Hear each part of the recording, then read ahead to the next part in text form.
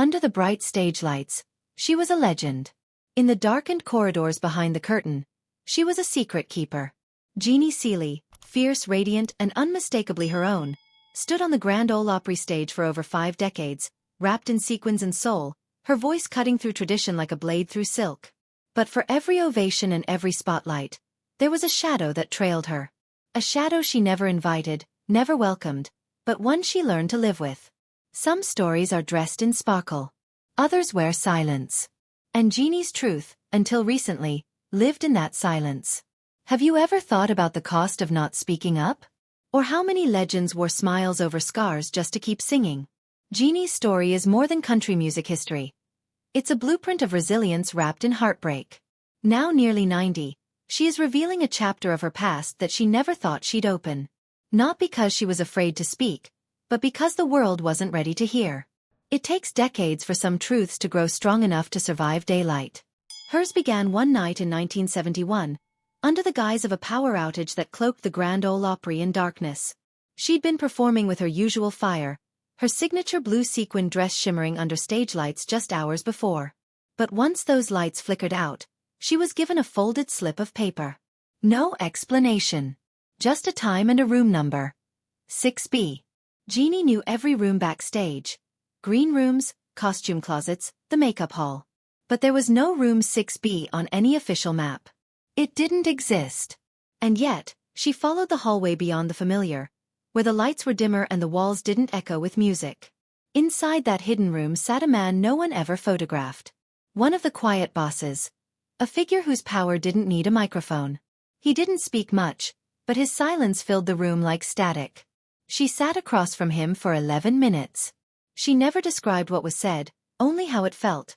Cold, controlling, irreversible. After she left, Jeannie walked to the parking lot, her hands trembling. She peeled off her cherished dress, blue sequins with rhinestone trim, worn for some of her proudest moments, and set it on fire. A janitor stood nearby, watching silently. No questions. No help. Just a quiet acknowledgement that something sacred had been stolen. That dress had symbolized triumph. Now it was ash. And that moment marked the beginning of a quiet campaign to erase her from the Opry's golden circle. What followed wasn't dramatic or public. It was subtle, calculated, and consistent. Her name disappeared from show introductions. Her performance slots were shortened. Whispers about her being difficult swirled around the dressing rooms. Once beloved, she was now inconvenient. She wasn't kicked out. That would have been too obvious. Instead, she was slowly buried beneath layers of politeness and protocol, the way strong women in country music often were.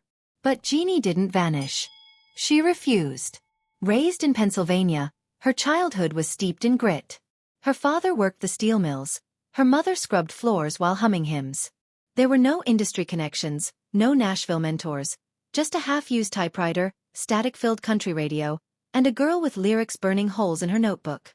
At 16, she mailed songs to Nashville. At 21, she moved there with a suitcase and hope, taking temp jobs and singing to empty rooms until a single chance encounter changed everything. A man heard her perform and handed her a business card. That led to the song Don't Touch Me, which would catapult her into the country music spotlight. But even success didn't bring safety. The industry expected its women to be grateful, sweet, and silent. Jeannie was none of those things. She wore short skirts, bold makeup, and made sharp jokes. She demanded respect and gave it only when it was earned. That defiance made her a target. The Opry wanted women who fit a mold. Jeannie broke it. Behind the scenes, the men in charge tried everything to control her. Scheduling her during low traffic hours, pairing her with less respected acts, even intentionally botching her mic settings. It was never enough to call out directly, but always enough to feel. And eventually, she was summoned to room 6B again. The message this time was clearer. Speak, and you'll disappear. One quote from the letter she later typed that night still haunts her. If I speak of this again, I will be removed from the stage before I finish my next verse. She didn't crumble. Instead, she documented everything. With her old manual typewriter, she recorded each slight, each incident of erasure, each manipulation. The letters, meticulous, dated, and deeply personal, were folded and locked inside a shoebox beneath her bed. Wrapped in a red scarf from her mother, they became her archive, her proof, her power. She didn't keep them for revenge. She kept them for memory. For legacy. For the day someone might need the truth. In those pages, she detailed what happened to other women too. Dottie West's tragic decline wasn't just bad luck. It was neglect and silent cruelty. Loretta Lynn once whispered to her about being silenced. Naomi Judd's death, shrouded in suspicion and sorrow, echoed familiar patterns. Patsy Cline, Skeeter Davis, they were all labeled too much, too mouthy, too emotional. The system never attacked you head-on. It just stopped returning your calls. In 1991, a fire ravaged Jeannie's second home. Most everything burned, but the shoebox survived. The scarf melted to its lid like a seal. Sitting among the ashes, she opened it, reading the letters by hand. The words felt like someone else's story. Someone erased. "I wasn't crazy," she whispered, tears tracing lines that years of makeup had once hidden. That day, she made a promise. She wouldn't destroy the letters. She'd keep them, safe and unread, until the world was ready. That day came nearly 3 decades later, after she turned 90. A young researcher, writing a thesis on forgotten women in country music, appeared at her door with a folder. Inside was one of Jeannie's original letters, her own words, her own typewriter strokes, misfiled in a back room at the Opry. The letter mentioned names, threats, fear. It was real. And now someone else knew it too. That meeting changed everything.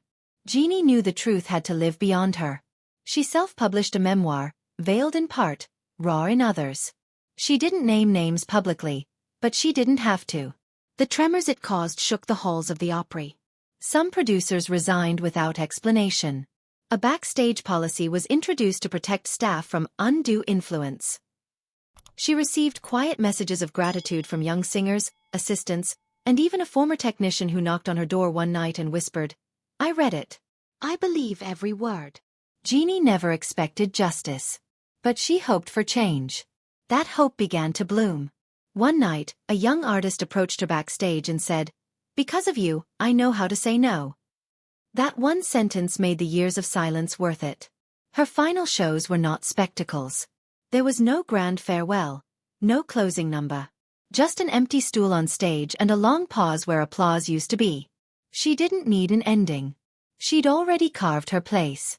The shoebox of letters now sits in a country music archive, sealed with instructions to go public if any attempt is made to rewrite her history.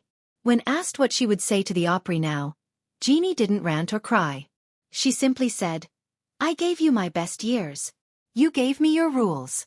I outlived them." Her photo still hangs backstage. No one touches it. Not out of reverence maybe, but out of fear. Because legends like Jeannie Seely don't haunt buildings, they change them. Her voice may be quieter now, but her impact thunders on. The sparkle on the stage never told the full story. But if you listen closely, beneath the music and applause, you can still hear her, clear as ever, unyielding, unforgettable. If this story moved you, please like this video and subscribe to the channel. Your support helps preserve the voices that history tried to silence and keeps the truth alive for generations to come.